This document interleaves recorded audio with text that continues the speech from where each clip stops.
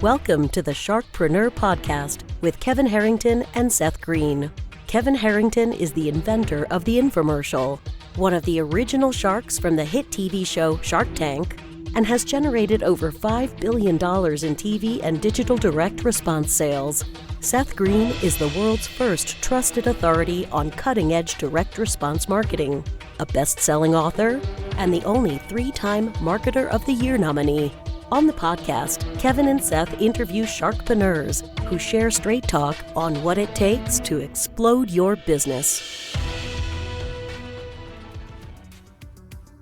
Why do so many businesses struggle while others seem to explode overnight? Do you wish you had the secret to this type of exponential growth?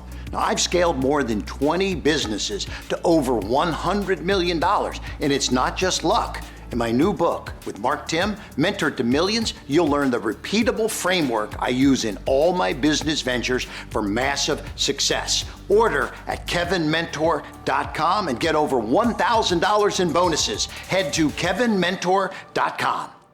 Welcome to the podcast. This is your host, Seth Greene. Today, I've got the good fortune to be interviewing Bernard and Larry from Measured Risk Portfolios, who have a really interesting strategy to both measure, manage, and define, and of course, reduce risk without trading away returns. Bernard, Larry, thanks so much for joining us. Thank you very much, Seth. Pleasure.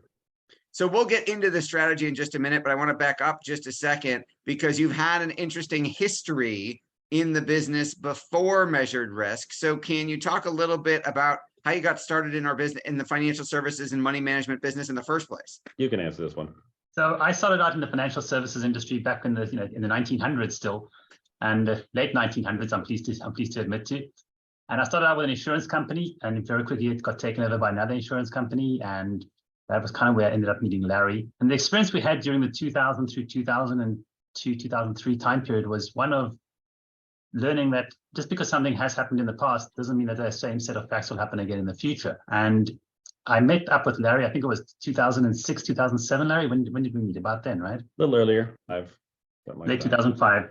And it was kind of a funny meeting because it was at a company-sponsored event, and we were at the dessert thing, and Larry made a comment to me about how, some nefarious comment he made, and I was like, I need to move offices, and we decided to do an office share arrangement, and we became partners. And sometime thereafter, we actually formalized the thing and became partners. But in terms of the experiences we both had during the 2000, 2001, 2002 time period, we had a real meeting of the minds of that. The old way of doing things just simply doesn't work in a crisis. And it didn't resonate to people that there might be another way of doing things. And it got Larry and I on this whole road to exploring other alternatives to just the traditional way of investing money. And it led us to build our portfolio, which we'll discuss in a little while here. And I think the major key that's missing is that the 2000, 2003, that tech bubble bursting spawned a number of interesting products, because part of what we're trying to get our arms around is that backward-looking data, the non-correlated assets, they move up and down independently of each other, which is what you want for something to be able to sell from when it's high and buy low from other constituents in your portfolio asset allocation model. And that does tend to work in normalized markets. There are things that are moving independently of each other. But when a crisis develops, we've observed that all those non-correlated assets become correlated and all start to go down at the same time. And that kind of blows the whole opportunity to rebalance or to take advantage of maybe some dampened volatility. So what ended up happening is then we end up with the manufacture of managed futures and commodity indexes and inverse products that can go up when the market's going down, and then levered inverse products. These are all attempts to try and find something that you can add into the asset allocation model to solve this problem and to make it mechanical. That was the quest. And we unfortunately tried a few of those. And so through hard, painful experience, we've learned that products that have historical track records that have performed a certain way in a certain set of circumstances can suddenly turn around and change their stripes and behave differently in the next crisis. And so we really got to a point where we have to do something really different in order to expect a different outcome. Otherwise, we're just going to be stuck having a similar disappointing outcome eventually. It seemed like it was inevitable. So that was the genesis of our looking for something else.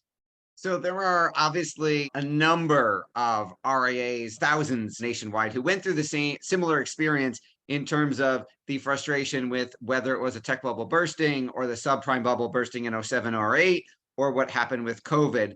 And I'd say 99% of us probably said, oh, I wish there were a better way. And it ends there.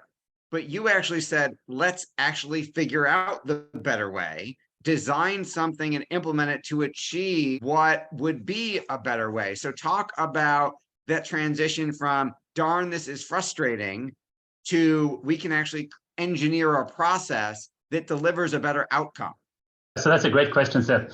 For me, and I know for Larry, there's a product in the insurance company, in the insurance industry, called the equity indexed annuity.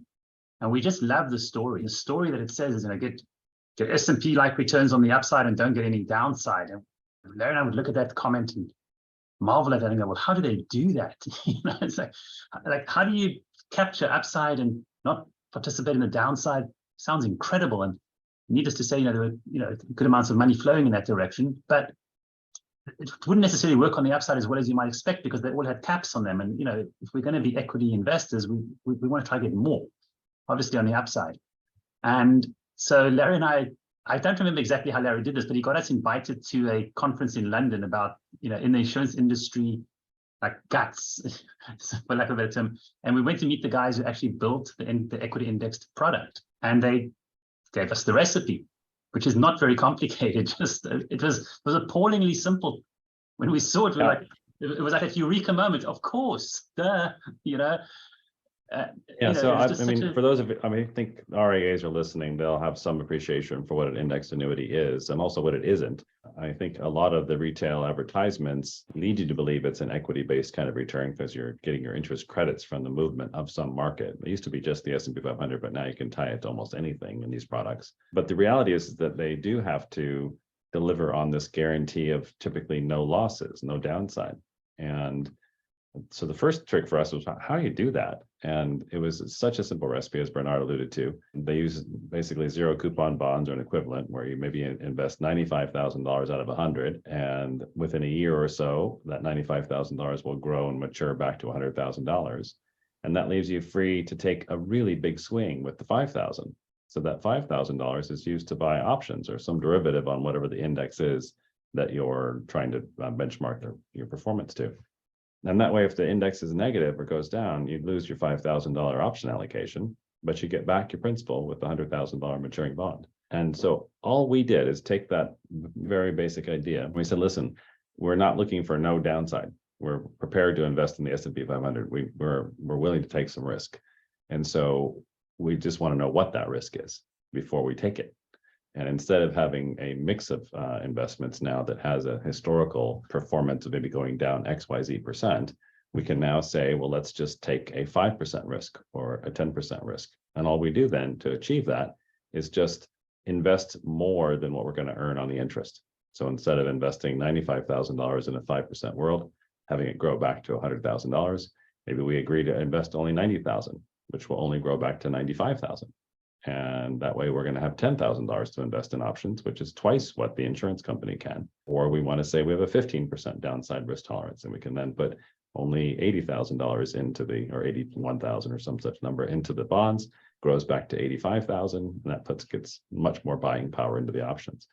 So that was the difference. And it's, to my knowledge, not being done by any other firm out there. We're the only ones who offer it. Which kind of boggles my mind, because when you think about it, as Bernard alluded to, how an equity indexed annuity, like the math behind how it works and the investments you need to pull it off, it's a relatively simple recipe. Theoretically, anybody could do something like that. But you're the only ones, also to my knowledge, in our research in the industry, who have engineered a way to pull that off and customize it for every single client based on how much risk they're willing to take. Why do you think no one else did it? I'll take that one. I think it's actually distribution. And this is kind of not the greatest response for our industry, but if we can't get the product into the most clients' accounts as we can, then the industry is not interested in it. So we have been unable to get on a platform like any of the third-party asset managers of any merit. We can't really design the structure. At least we haven't been able to find someone to help us design the structure to be in a 40 Act mutual fund or in an ETF model. And as a result, the separately managed account is the only way to get this into the client's allocation. And that just means that it's much more difficult. The client has to open up a account, and the account has to be funded, and then the account has to be papered, and has to be papered for options and margin. These are all much more complicated structures than it is just to simply right-click a drop-down box and allocate 15% to another portfolio manager's model. Absolutely. And you've been doing this now for quite some time. Has it performed the way mathematically you expected it to? Yeah, it's one of the beauties of this structure is that when you have let's say a 90% allocation to treasuries, short duration treasuries, by the way, so we're not going out 5 or 10 or 15 years and subject to interest rate risk, but short duration, typically 18 months or shorter. And then you pair that up with an option. When things go well, that option can just explode in value. It's very similar to like a home. And if you have $1 million home that you purchased and you put $100,000 down and finance the 900,000, and then that home over the course of a year goes up by 10%. So your home is now worth 1.1 million. Well, your equity, the 100,000, went up 100%, right? So that's that inherent leverage in that down payment kind of example. And that's exactly what we're doing here. We're just doing it with derivatives or options on the S&P 500. We're taking a small allocation that can control a large amount of capital, and we're using that to basically get our return. If the markets decline, 100% of that option value is at risk. And we have and did just in 2022 lose 100% of that option allocation for all of 2022. But in the prior years, performance, by the way, is available on our website, measuredriskportfolios.com. And that's under the strategy section. But the performance in 21 and 20, we actually outperformed the indexes that were benchmarked to. So we're able to provide a net higher investment than we were in the S&P 500. So, and that's back when there was no yield on the bonds. There was essentially something less than 1% available in fixed income. And so we're looking forward to this environment where we actually can get yield on bonds. In theory, leads to the potential for a higher potential return. Now, again, markets have to cooperate. If they don't go up, we don't make money. And in fact, this strategy can be less favorable in a small decline or even in a small positive year. So a 1 or 2% year can actually deliver negative results in our strategy. A 2 or 3% decline could be a 5 or 6% decline in our strategy. So we're looking for market movement that's positive in some meaningful way in order to overcome the expense of owning an option, because they don't come for free. I mean, just on that point, Seth, oftentimes the market, even though you end up with an average of 10, you very seldom get 10% on the S&P. More often than not, you're getting returns that are well in excess of 10s or well below 10. So it's very seldom that you're at that 10. And in fact, when we look back at some of the data sets, it's really quite revealing how often the market goes up more than 15, 20%. It's not an uncommon event.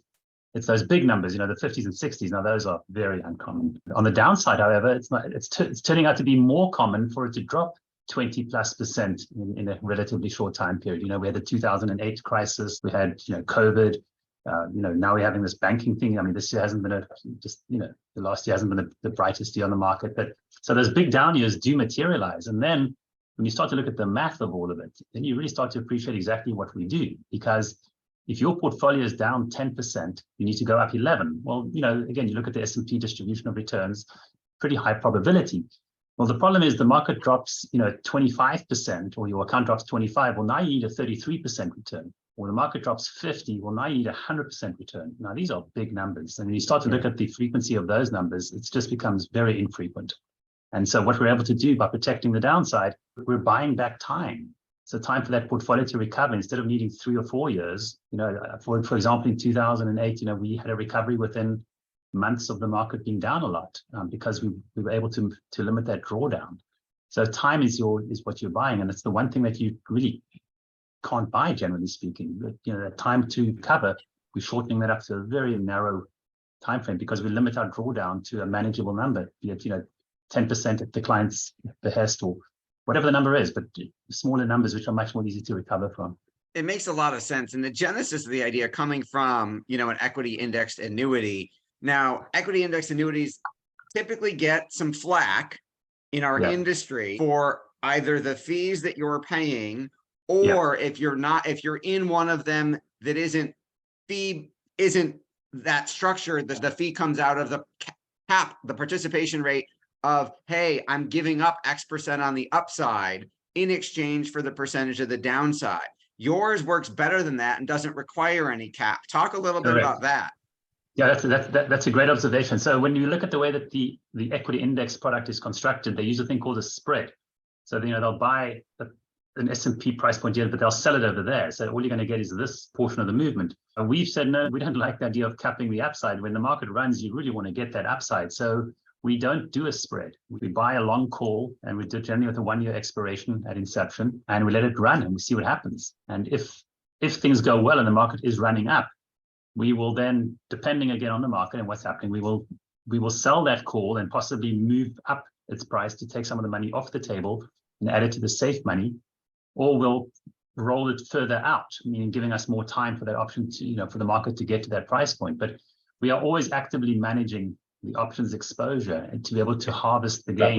That really is a critical component, because unlike a structured note, which is available outside of an equity index annuity, or the index products themselves, they typically will have either a point-to-point or potentially a multi-point, a 3-year deal with some points along the way. But with measured risk, we're actually monitoring that on a daily basis, and we're paying attention to what the movement of the options are relative to the movement of the underlying index, and we adjust along the way on the fly. So if there is, as Bernard is saying, potential gain growing, we don't want to be in a situation where we watch the S&P go from, say, 4,000 to 4,800 and then back down to 4,100, leaving just a very small gain on the table, when we could have been locking in those gains along the way by selling the profitable options and repositioning them. So that's what we're doing as well. One other quick comment, though. I mean, the traditional portfolio construction, whether it's 70-30 or 60-40, is generally 60-70% equities. And the S&P 500 is kind of that large 800-pound gorilla that everyone's trying to benchmark to. But still think about this. If you have 60% of your portfolio in, say, the S&P 500, which can go down 50%, let's say in 12 months or very close to 12 months, you're still taking a 30% drawdown risk, a 30% decline risk in your softened portfolio, in your 60-40 portfolio. Still has tremendous downside potential, well in excess of what most clients are prepared to take. And that's what we wanted to try and solve, because even when you have a 60-40 portfolio that is in theory buffered, when the markets are really tanking, and that's when bad decisions start to get made, and by that I mean selling out of those equities typically near a low, when that 60-40 portfolio is down 22% or 24%, and the client's on the phone with the advisor asking, well, geez, Tom, how much more do you think we can go down? And the advisor, we didn't have an answer back then. And so that's what we were trying to solve, is how are we going to get ourselves out of the situation where we can't give our clients the confidence that we want to give them and being able to stay invested. That segues perfectly into my next question, which was, how has this been received by the end user retail client? How have they understood it when you explained it to them? And then what different feedback than normal advisors are used to getting because of the different way to manage the risk? Talk a little bit about the feedback from the clients. Well, let me take one of those. I always think back to the story that happened. I think it was October of 2011, and Larry's heard this 100 times, but one was okay. So as I recall, we had a fiscal cliff, a debt ceiling. Sound familiar? History is already repeating. So, and we had an election coming up, and I got a call from this client, and they had, something, just shy of $1 million with us at the time. And interestingly, the wife called, which was not common. I didn't generally get to have a call from her. But she called and she goes, my husband and I, we're very nervous. The markets are doing this. There's a fiscal cliff, a debt ceiling. I mean, these terms are just like, wow, fiscal cliff, debt ceiling. It's like, oh my gosh, it's enough. That alone is enough to, conjure up horrible images.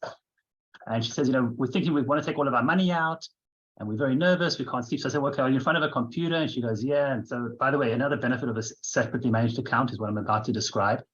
So I had to log onto the computer, and we could see her positions, or not her, but their positions. And I went through them individually with each position. And at that point, the options had whittled down to being worth about, 2% of the account, so not very much.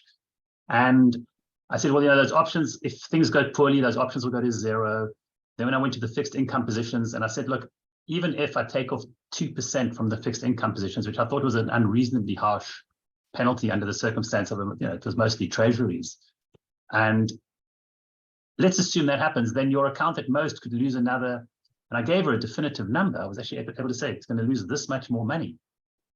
And and again, she looks at the positions, and what I'm getting back is silence. And I'm like, huh, I wonder what's going on, because I don't, like, I've said everything I can say. I don't know what more to say other than, are you still there? And to which the reply comes, oh my gosh, I can't believe what good care you're taking of us. I'm so sorry for bothering you. I'll never bother you again. And it occurred to me that in her mind, the whole account was at risk of imploding, because when somebody's invested in the market, they don't look at the component pieces. They look at the portfolio. The portfolio's lost money, because again, the way our portfolio is designed, if the market's down 10, we're going to feel that 10. But then we flatline. And the interesting part of that story was the part two, as we all remember, that the fiscal cliff got taken care of, the debt ceiling got taken care of, the election got taken, was resolved, and the markets rallied back pretty hard. And she actually I believe we ended up for that year. So those options that had de minimis value in the account on the day that she and I looked at it exploded in value once the market started rallying again. So it wasn't that Larry and I had to then add more risk at that point in time. The risk was already allocated. Now we just don't let the market do its thing. And so I like to use an analogy. We kind of like pilots flying, with complete turbulence, all right, steady. But, we're not going to get as much of the turbulence as somebody who's, doesn't have the other thing that happens, Seth, is that now we've been doing this now for, as you say, many years, and we have realized that we're down to there aren't any phone calls during a financial crisis. So when there's markets selling off because of COVID, or if markets are selling off because of the banking crisis, or if markets are selling off for fill in the next crisis, we don't have concerned clients, because we have disappointed clients, and the advisors that go with them. They're disappointed because the markets are going down and they're going to be hitting some of those stop losses that we've got in the portfolios, but they're not anxious. They're not, it's a whole different position to be in. And on top of that, as we've gotten better at coaching our advisors, the opportunity now arises that if the market is declining or it's in free fall and it's going through one of its worst phases, you find yourself sitting on a pile of treasuries, looking out at a sea of investments that are on sale. And it's the perfect place to be in if you have the courage to do the investments. Now, our firm won't do it for you, because our mantra is to limit those losses. But if you come knocking on the door and say, hey, I want to peel off another 5%, allocate it to some more options, we will cheer your name in the hallways, because I don't know about the timing. I can't be assured that the timing is right, but I do know that we've positioned you in a way that you can actually potentially take advantage of a declining market instead of just being a participant in it. And that's a beautiful thing. And you mentioned your advisors. Talk a little bit before we wrap up about how you are now helping other RIAs and advisors add this to their toolbox and help their clients. Right. Well, I would say our ideal relationship partner is a mid-sized to large-size RIA that can take a look at our performance and our structure. We do adhere to GIPS, so we're GIPS certified back to 2016. And we're able to show and demonstrate that we have, now we've had up performance, down performance, and there's plenty to look at there. We're looking for firms that are understanding that they can't get this type of performance structure in any other way than an SMA, and that they'd be willing to look at doing business through an SMA relationship. And we can operate as a sub-advisor, we can operate as a solicitor for where we're the primary and we take solicitor relationships. But we're actively looking for partnerships to be able to get this strategy out into the right hands. And one of the key areas, if you're a younger person with 40 years to go before you retire, you can probably handle the ups and downs. But with what we find is that the pre-retirees who've maybe gotten to be 55 or 57, who could still use that equity potential return, but are concerned about the risk they face if they try, we're a really good solution for that, because you can actually position the portfolio to be pretty aggressively structured from a potential rate of return, but still limit the amount of drawdown to that defined amount that you're agreeing to bite off. And that's a beautiful thing. Well, we know your time is incredibly valuable. We greatly appreciate you spending some of it with us. For our folks watching and listening, whether they are an end user retail investor or an advisor, registered investment advisory firm, make sure to check out measuredriskportfolios.com. This has been Seth Greene with Larry and Bernard from Measured Risk. Larry, Bernard, thank you so much for joining us. Thank you very much, Seth. Thanks everybody for watching or listening. We will talk to you or see you next time.